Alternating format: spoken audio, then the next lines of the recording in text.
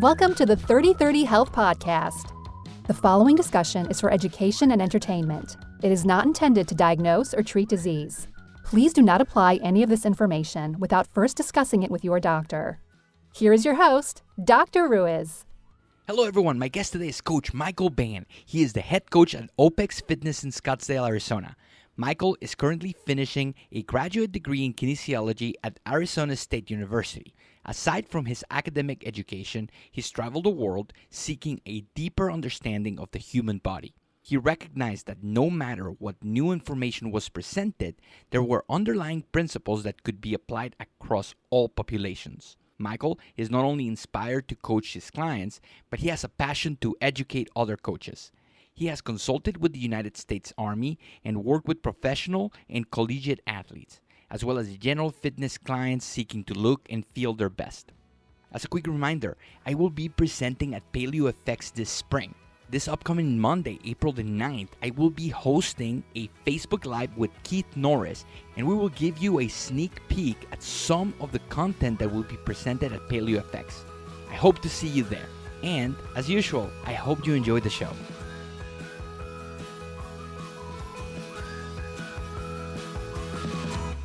Hello everyone, super excited to have Michael Bann today on the show. Michael, how are you, man? I'm well, thank you. How are you? Doing fantastic. You know, the weather's turning here in sunny Arizona, and it was 92 yesterday, and it's starting to feel the heat, man.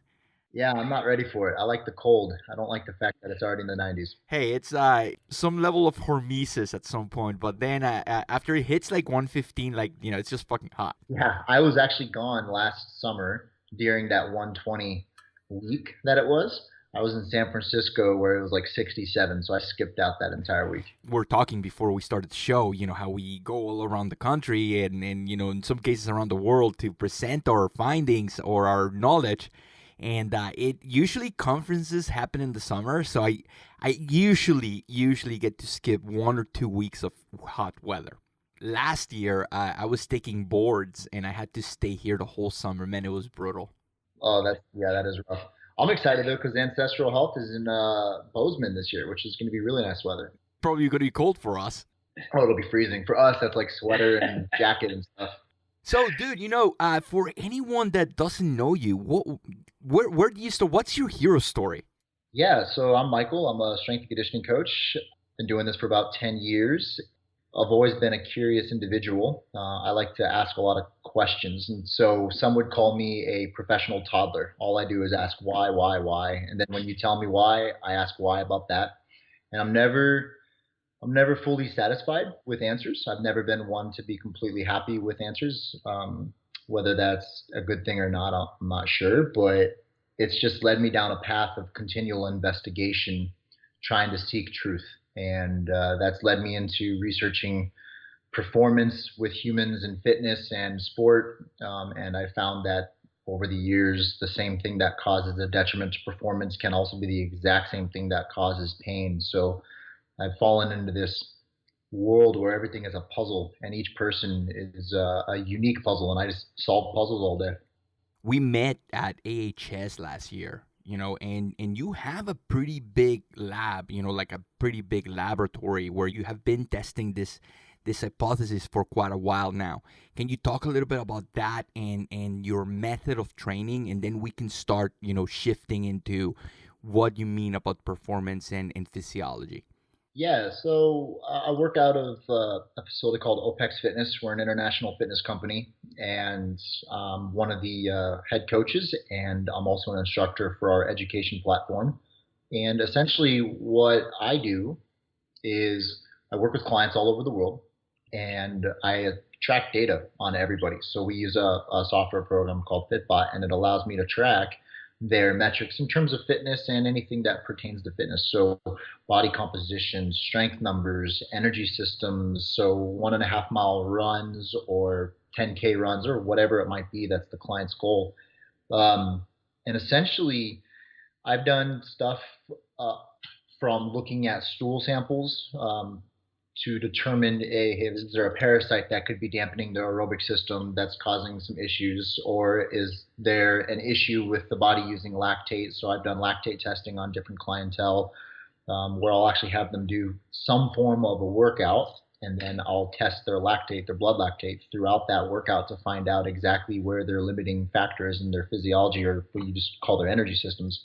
And then I design programs to basically match up to that. So I give nutritional guidance, which sometimes means I just tell them eat more broccoli, and sometimes I write actual meal plans out from like eat this much at this exact time, this time before your workout, blah blah blah. And then I also write up their training program, obviously. When necessary, I do a lot of corrective exercise, just depending on who the person is. But those are the basics behind what I do with each person. The nice thing about what I do is every human is unique.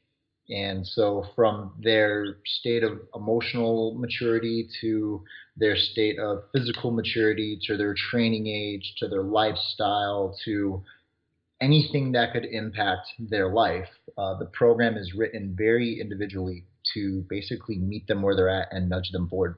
For your clients, where do you start, or who is your client base? Like complete novice, people that never, did a squat in their lives? Or are you getting more like advanced that, that have hit a wall and they can't continue? I worked for quite a while with beginners in fitness, and the model in which I work now, it's somewhat tough to work with beginners because I primarily work now in an online fashion. So I have clients all over the world. They can hire me and they can live in Australia or whatever. So it's kind of tough to teach somebody to back squat if they're 7,000 miles away. So I did that for a number of years, working in person with people. I think I probably accumulated upwards of 10 to 15,000 hours of actual clinical practice, if you want to call it that, working in with people in the trenches. And then I started moving more to online just based on where my career took me. And now I tend to work more with people who are either tactical athletes. So I work with individuals that are special forces, special operations personnel. I work with contractors. I work a lot with law enforcement and firefighters. Or I work with people that tend to be stuck. So they've tried everything to get better. They can't seem to lose those last 10 pounds, or they can't seem to just break through that plateau. Like they're just stuck at a strength number or whatever. Um, and they basically come to me. I do a deep, higher order level investigation, figure out where the weak link is, and then we attack it and get them better.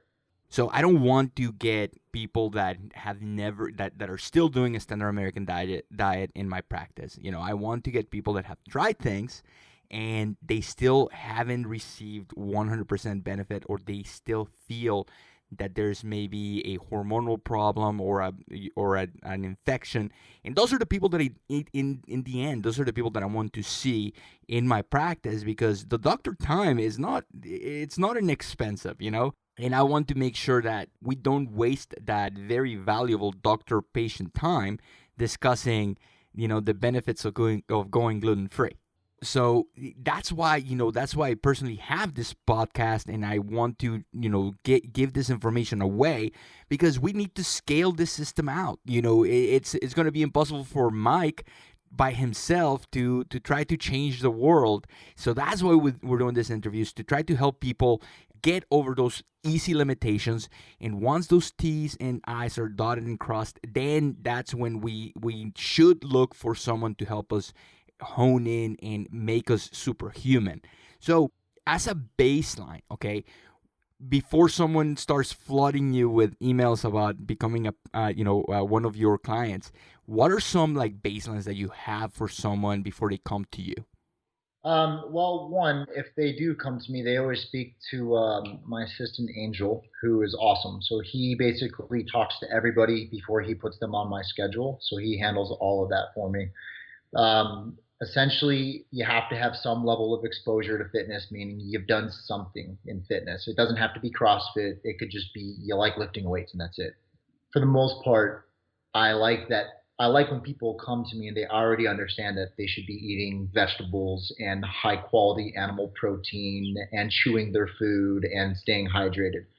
But there's still a lot of times where I work with extremely high level athletes that aren't aware of those things. I've worked with professional athletes that still eat the standard American diet. And that to me also is fascinating because they're so good, but they have so much room to grow. So it's hard to say that you have to eat a certain way to work with me.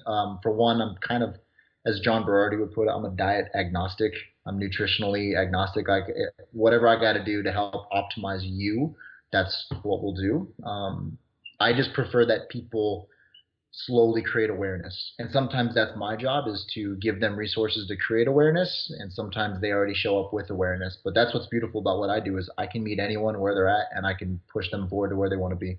That's funny about the triage process, because there's always this the outliers, and people tend to look at outliers to guide their own health, and they'll say, oh well, it's so and so eats like crap. For example, Marshawn Lynch eats a bunch of Skittles, and they're like, well, Marshawn Lynch eats tons of Skittles, and look at, he's a beast. Well, imagine if he didn't. Imagine if, he could be optimized to a different level. He would be over beast. So we shouldn't look at outliers, and there are a lot of genetic freaks that can get away with things that us mere humans can't. So trying to identify those gaps is so important. So you get your client, and you've triaged them. They're a good match. Do you have, I know you dabble a lot in functional medicine. Do you have like a specific set of labs that you look at as a baseline, or how do you start that process of optimization? Oh man, that's a good question. The best answer is it depends. So a good CBC and a CMP is always nice to look at. That always helps. Sometimes I'll have to dabble deeper and look at a stool sample or a Dutch panel or an adrenal salivary index, something like that. I always have a conversation first, though. That's always first and foremost. There's an intake form that people have to fill out that talks about how many bowel movements a day do you have, how many wipes per bowel movement do you have, what are your energy levels, what is your sleep like, are you taking medications, what's your training age. Like, there's an intake form that gives me a lot of good insight. Then there's an hour-long conversation that they have. And after that conversation, I kind of begin to formulate some thoughts like, all right, you know what? You don't have any pain. You move really well. We just need to figure out, where you're limited in your program and then fix that. Or, hey, you have a bowel movement, but it takes 12 wipes every single time and you have a bowel movement every 3 days. We need to kind of investigate this more. So the first step is always a conversation. It's just a consultation to figure out, hey, you're going to be a good fit. And sometimes people aren't a good fit. Sometimes there's stuff that's beyond my level of expertise, and I have different people that I can refer out to for that. So it always starts with a conversation. What are some of the biggest things that you're seeing in your practice? Like, for example, I practice a lot of endocrinology, and I see that the people that are coming to me, they're biased into having endocrinology, thyroid problems, to be more specific. And this is because the content that we put out is geared pretty specifically towards thyroid disease. And the people that are coming in to see us have already been diagnosed with Hashimoto's or Graves or, quote unquote, HPA axis dysfunction. So that's what I'm seeing. We have self-selected to that population. What about you in your practice? Do you see more like people that are overtrained, or people that you seem to have mentioned bacterial infections or chronic infections? Yeah, so when I work with my tactical guys, I tend to see a lot of gut stuff. So, they drink the local water in Afghanistan or some other country that's not so friendly, and they come back and they have a parasite, or they have some form of dysbiosis of any kind. So, candida could be SIBO. I've seen quite a bit of candida, though, and I think that's primarily the food quality that they get. So when it comes to my tactical guys, I see a lot of that. I also see a lot of just overall general toxicity, and in some cases, some heavy metal stuff. A lot of my guys might touch lead a lot, like thousands of pieces at a time. So they're exposed to a lot more lead than any of us.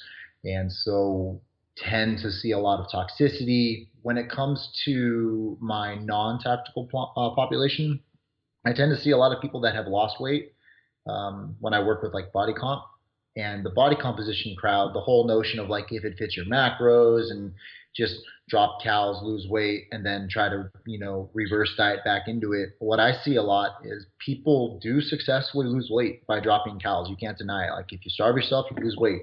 Problem is it's never nutrient dense, or at least with my population.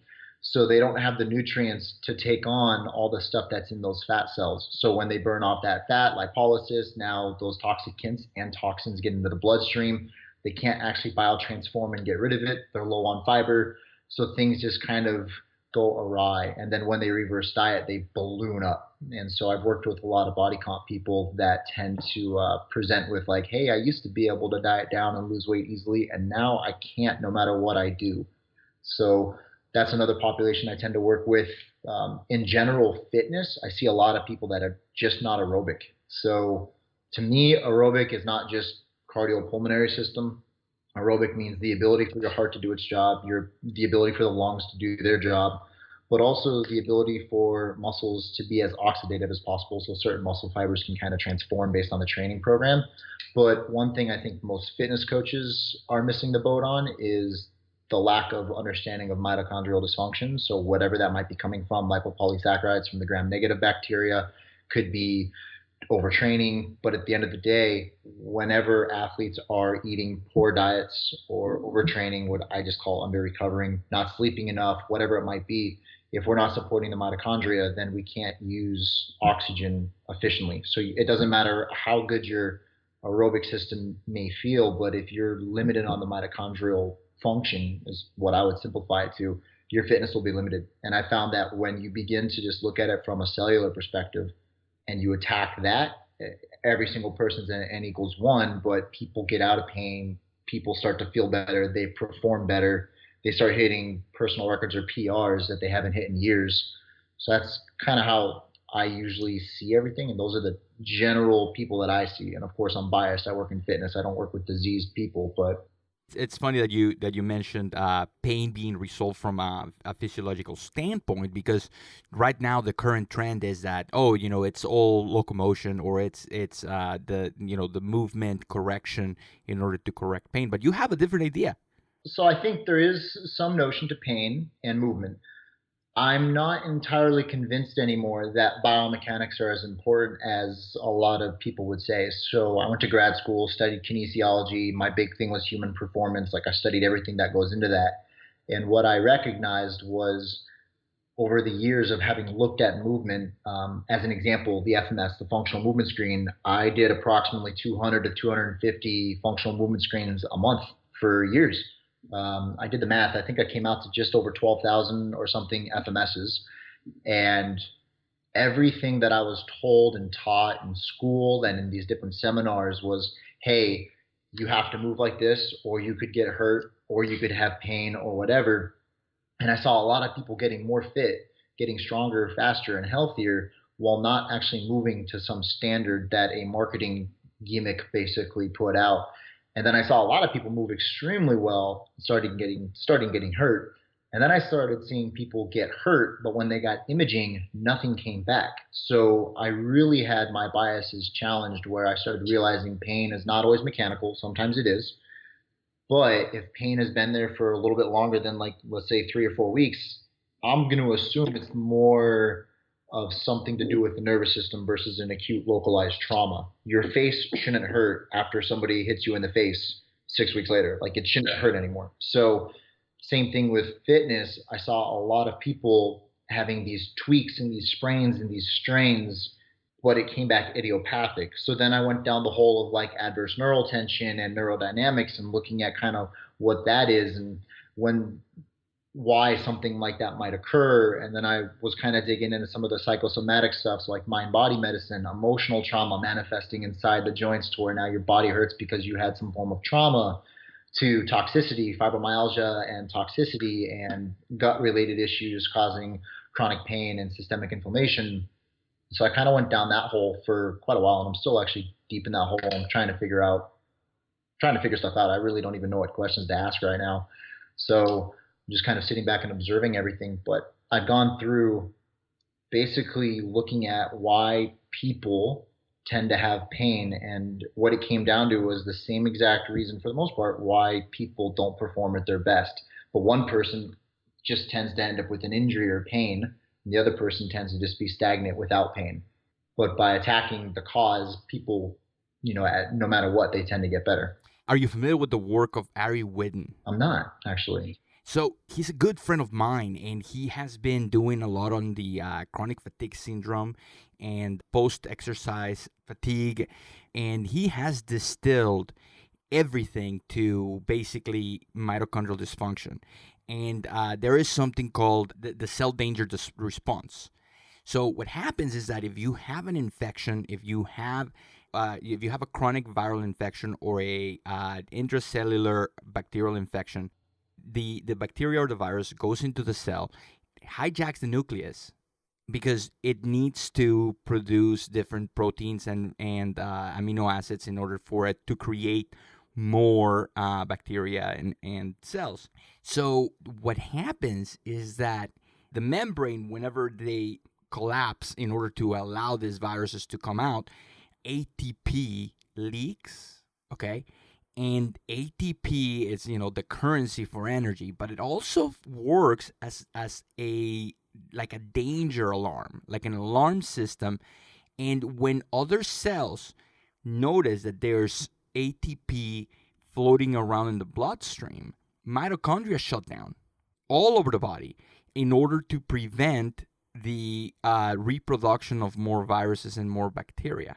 So, going back to what you said a couple of minutes ago about LPS, going around. So that's another, alarm. If you see LPS, lipopolysaccharides, in your bloodstream, well, in reality, when you get Shigella or when you get E. coli and when you get all of these infections, it's not the E. coli that's making you sick. It's actually the destruction of the E. coli and breaking those membranes with the LPS that are very toxic to humans, and that's what's actually making you sick. And having that LPS is what's going to be dangerous for that human. So now you have two danger responses going on. You have the ATP acting as a paracrine signal, and now you have the LPS going around shutting down mitochondria all over your body. Of course, if you go back to your definition of aerobic, and if you distill it to the end of the electron transport chain in the mitochondria, it's the inability to produce ATP. So of course you're going to have chronic fatigue. Of course you're going to have like all this things going on in your body that are not natural. He goes into way more detail in an interview that I did a couple of weeks ago. He goes a little bit deeper where he went on PubMed, the library of all the research that's ever published. He did a meta-analysis on everything that has to do with adrenal fatigue. And there is no correlation between low levels of cortisol and fatigue. Some people that have high cortisol have a lot of fatigue. Some people that have very low cortisol don't have any fatigue. But when it comes to cortisol levels and chronic fatigue syndrome or all of these syndromes of low energy, it's always the disruption of the mitochondria. And it's super interesting because as a scientist, sometimes we have to look at the data that's presented to us and we have to backtrack and apologize for getting it wrong the first time and then accepting that, hey, maybe we were wrong, maybe we're treating the wrong thing. The beautiful thing is that all of the things that we do to reestablish a good circadian rhythm also reactivated the mitochondria. So the treatment wasn't wrong. It was just like the physiology of the disease that was wrong.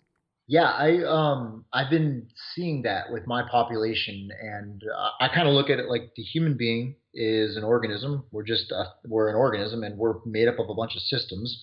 So each system has its own organs within it. So the central nervous system, brain and spine, et cetera, et cetera. But each organ is just a bunch of tissues. Like when I finally looked at it, because I, taught this at the university, anatomy and physiology, and it just kind of came to me, and I was like, wait, if we're just a bunch of tissues and tissues are just made up of a bunch of cells, it seems like it's going to come back down to some form of cellular dysfunction. Now, that doesn't mean that there's necessarily like some magic pill. You take this pill and all things are fixed, but it to me makes more sense to call things adaptive physiology versus pathology. So your body is shutting down mitochondrial function because it's adapting to protect itself and create balance again. Totally. What we got to do is just find out where that maladaptation is coming from and go in there and change the stimulus to get your body to adapt in a different way. So for me in fitness, I think of the SAID principle, the specific adaptation to imposed demands. I think that the imposed demand is important. If you want to get more aerobic and you want to get good at running a marathon, you have to run. So there's a level of specificity that is required in fitness, but we're missing the boat on how to look at adaptations, because you can do all the running in the world, all the dieting in the world, but if your body is adapted to something that you're not catching, it doesn't matter how you design the program, you won't get better. And those are the kind of folks that I typically work with, the ones that have tried everything and just can't get better. Then they come to me, we dig in, we find out where that stimulus is, and then we take it away and we add in a new stimulus, and then they get better. It's funny with this adaptation thing, and maybe you will have a little bit more insight into this since you're a coach. I really like it. Irks me whenever I'm asking someone, so are you exercising? And they go, yeah. And then I go, what are you doing? Oh, some weights. Do you follow a program? And they say, no, I'm doing my own thing. And like imagine if I was a marathon runner, or I wanted to run a marathon, and someone asked me, "Are you training for a marathon?" And I go, "Yeah." What are you doing to train? And I said, "Just doing my own thing." That would be insane. Like you would hit the wall 12 miles in. So, what are some good intro programs for someone that has no experience lifting weights? Oh man, that's a tough one.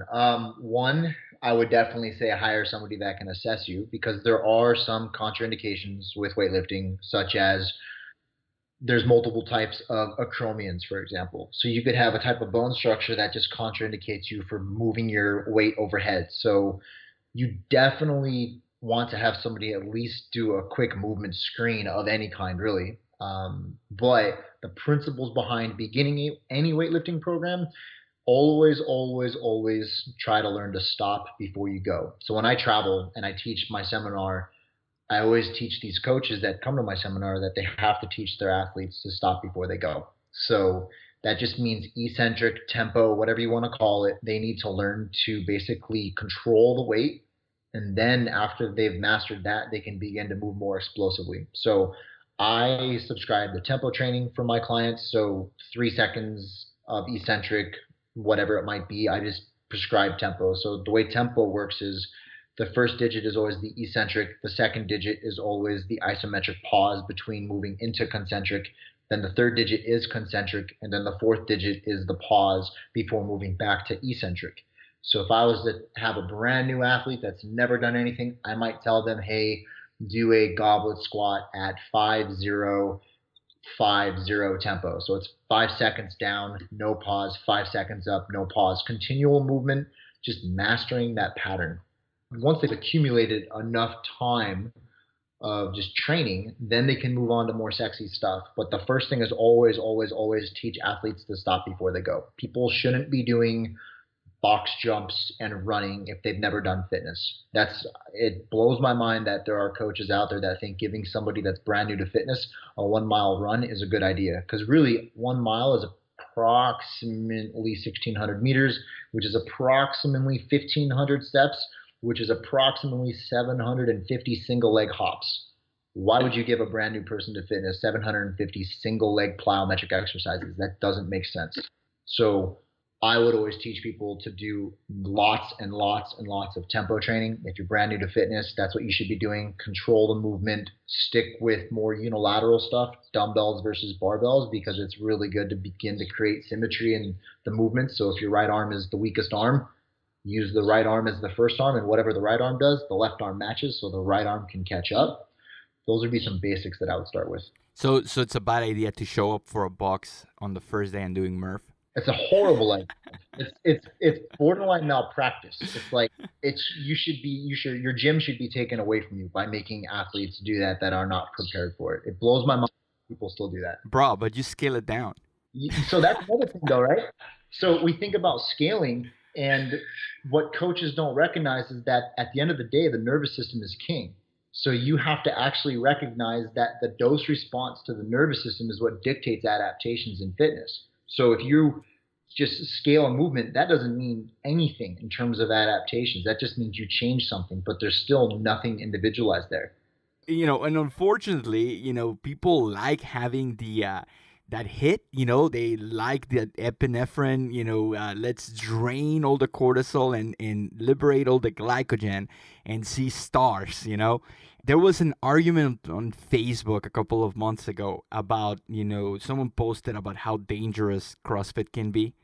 And then, some people were posting, well, CrossFit is not a system of exercise. It's a competition for elite people. It didn't start like that. Greg Glassman wanted it to be like the lowest dose response to get maximum results. We've created this monster where people want to do more and more and more.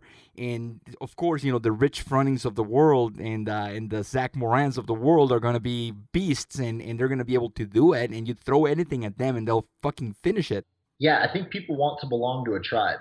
So I think at the end of the day, people want to say, this is what I do because there's somebody else that does it with them.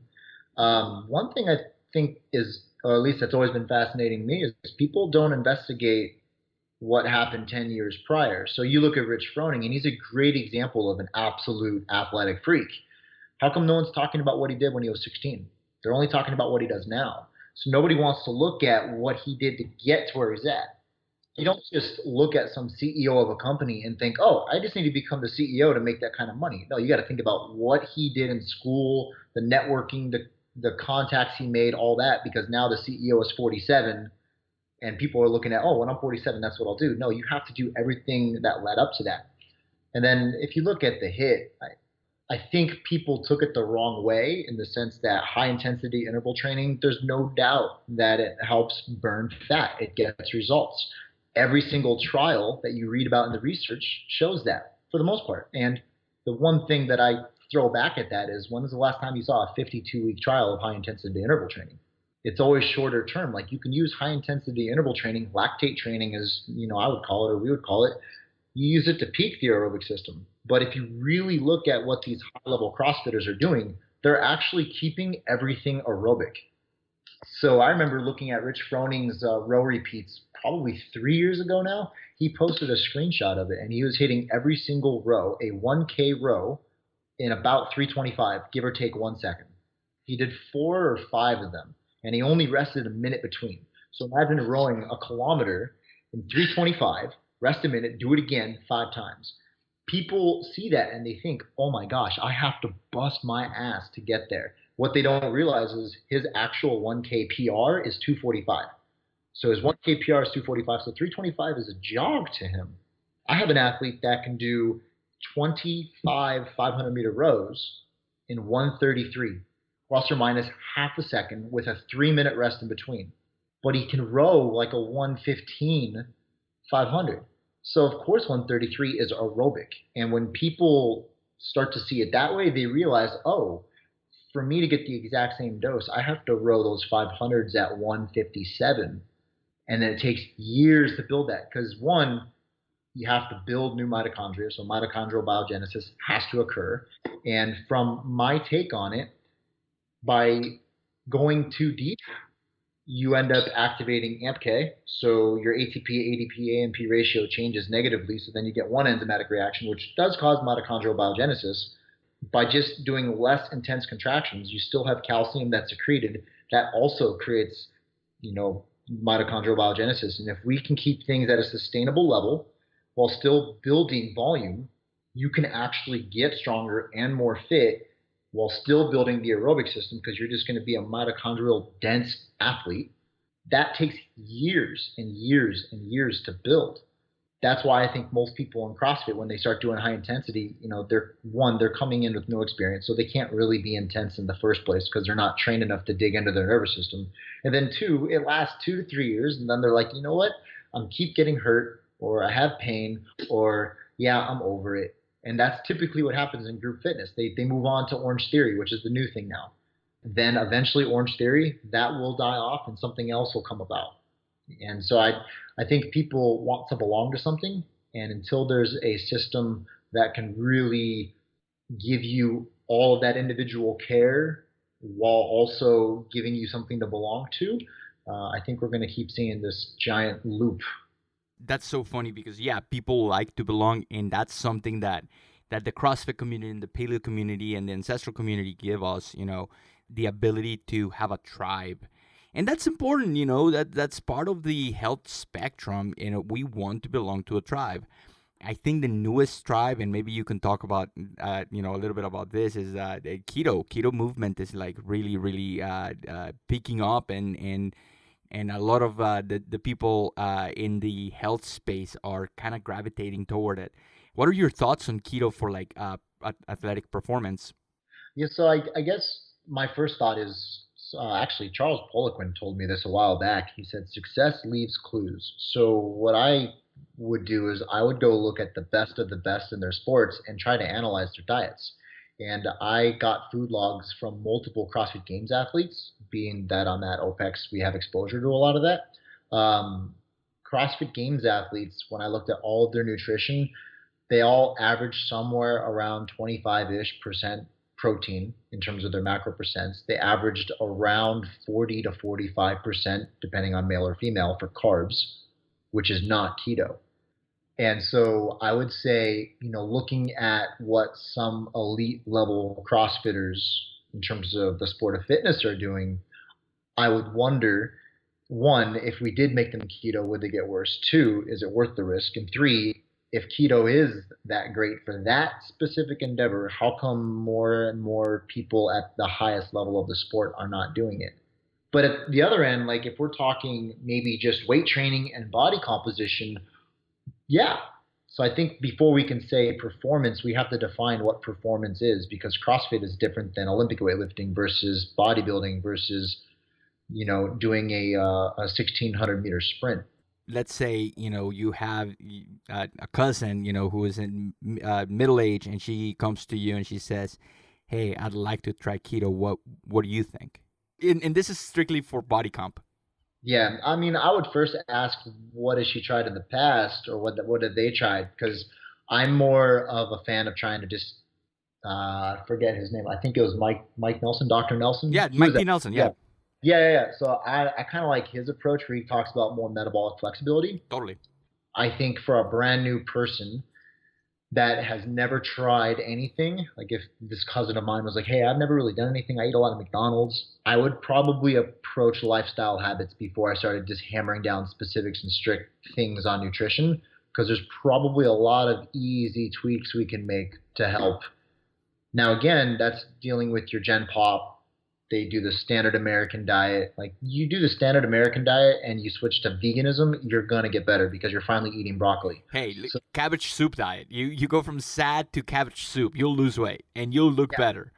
Yeah. So I think you have to always just take into consideration the starting point of an individual, which comes back down to a full on assessment, finding out where their starting point is so you can begin to build their nutrition and training program around them.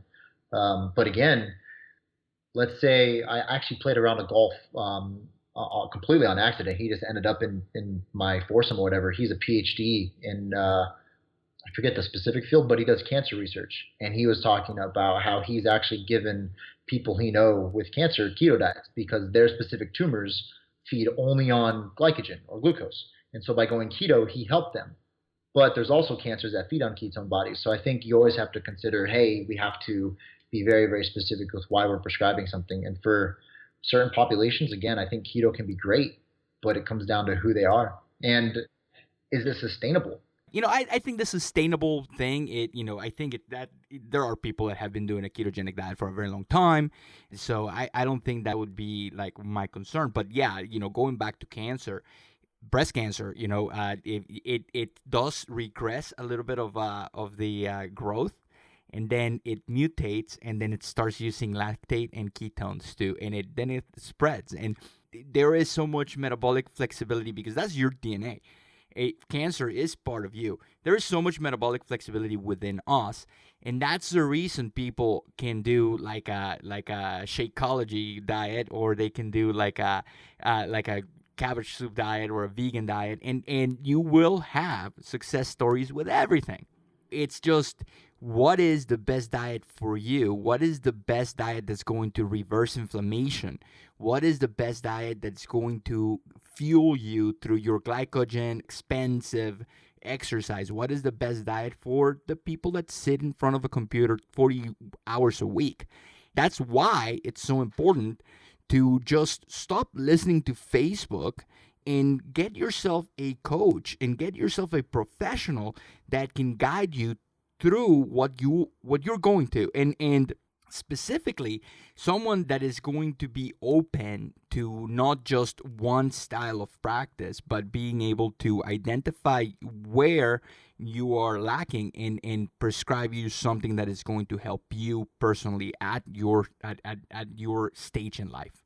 Yeah, I mean, it just comes down to you're a unique person who's been through your own unique things that impact everything. So you need to have somebody that can recognize exactly where you're at so they can give you that guidance. Facebook is fake news. You can't trust that. And so, before we leave, super interesting conversation. What are some presentations you're going to be, where are you going to be at, in any classes coming up, any seminars, where can people find you? Yeah, I'll be at Paleo FX this month in Austin, and then I'll be out at Bozeman, I believe, Bozeman, Montana, for the Ancestral Health Symposium. Hypothetically, we're still trying to get it on the books. I should be flying out to Australia for a couple of weeks to teach out there. You can always find me here in Scottsdale, Arizona at OPEX Fitness teaching our CCP. So I teach the assessment course, which is all things in regards to assessing where somebody starts in fitness. So I teach that to coaches all over the world. You can find me pretty much probably on my laptop 24/7. That's how it seems to be these days. I'm on Instagram. I'm on Facebook. My handle for Instagram is just at coach_Michael_Bann. And then my Facebook is just Coach Michael Bann. I'm actually in the process of having a website developed for me so I can have a writing platform. So as soon as that's out, that'll be made public on my Instagram. Just kind of like a blog thing to put out what's on my mind. You can always check out our blog at OPEX, which is opexfit.com. We put out a lot of good stuff to kind of help people understand more about what we do for fitness. We are actually creating a system, or we have created a system now that people can come to us and they can get 100% individualized, personalized fitness plans, and they can do it in a group setting environment. So if you wanted to train with me in Scottsdale, you'd come to Scottsdale, you'd work with me, you'd train in a group, you'd have a coach you through your personalized program. So maybe you're my endurance athlete. So you're going to be doing something that's more endurance related compared to somebody that's a baseball player, but you're going to work out side by side. Your programs are 100% different. So that's the system that we've created, and we're building it out and refining it. So you can always find me doing that as well. That's awesome. And before we move on, CCP, who is that open to? What level practitioner? So that's for anyone that's looking to understand coaching fitness. We have had chiropractors and physical therapists go through the program. We've had naturopathic medical doctors go through the program, and we've obviously had CSCS, strength and conditioning coaches, go through the program. The program itself takes approximately about a year. You'll first go through a business course where you learn the actual business of coaching, because that's never taught no matter where you go to school. And then we teach consulting. So we teach behavior science, if you want to call it that, an introductory to behavior science to help understand where people start. Then we teach nutrition and nutrition guidance. And then we teach, obviously, assessment and then program design. And then afterwards, you go through a case study where you have to actually design programs from head to toe for multiple people. And it gets graded. And if you pass, then you graduate. That's awesome. That's super comprehensive. Well, Mike, thank you so much. We'll be talking at PFX and AHS, and we'll continue this conversation. Maybe we'll do a Facebook Live from PaleoFX or AHS, man, and answer some cool questions from people that are listening. Super excited, dude. We need to collaborate more. We are in the same town. Might as well try to get this movement and this ideas forward. Thank you so much for mentoring, dude. Talk to you soon. Yeah, man. Thank you.